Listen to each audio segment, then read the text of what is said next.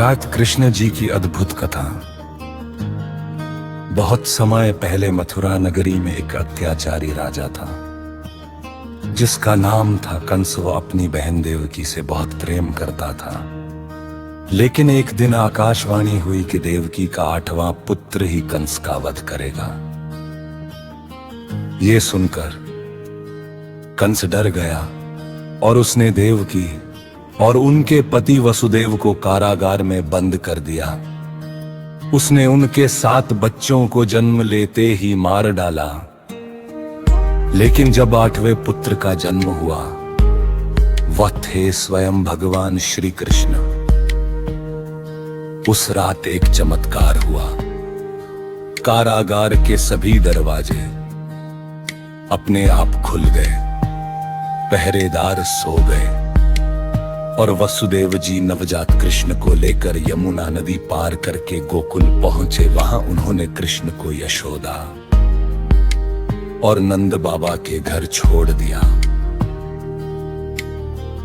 बीजी गोकुल की लीलाएं,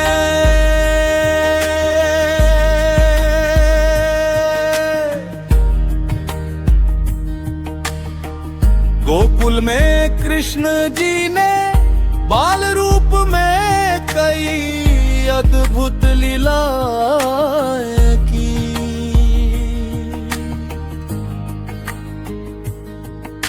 वे माखन चुराते, गोपियों को छेड़ते और सबके दिलों में बस जाते। एक बार उन्होंने कालिया नाग को हरा कर यमुना को विष मुक्त किया।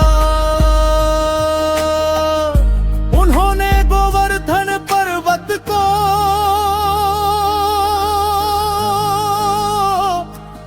अपनी छोटी उंगली पर उठाकर इंद्र के घमंड को तोड़ा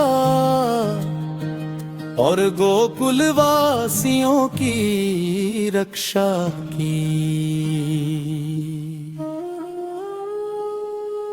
कंस का वाद, कंस का वाद, कंस का वाद, कंस का वाद। कंस का वाद। जब कृष्ण बड़े हुए तो वे मथुरा लौटे। वहां उन्होंने कंस के अत्याचारों का अंत किया और उसे युद्ध में मार दिया।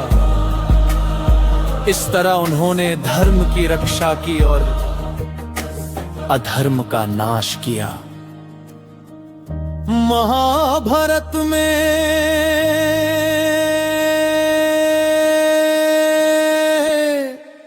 भूमिका,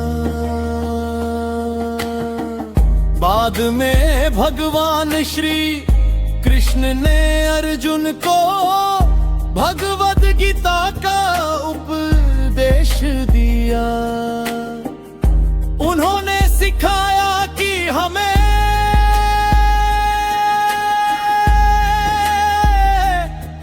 अपना धर्म करना चाहिए और फल की चिंता नहीं करनी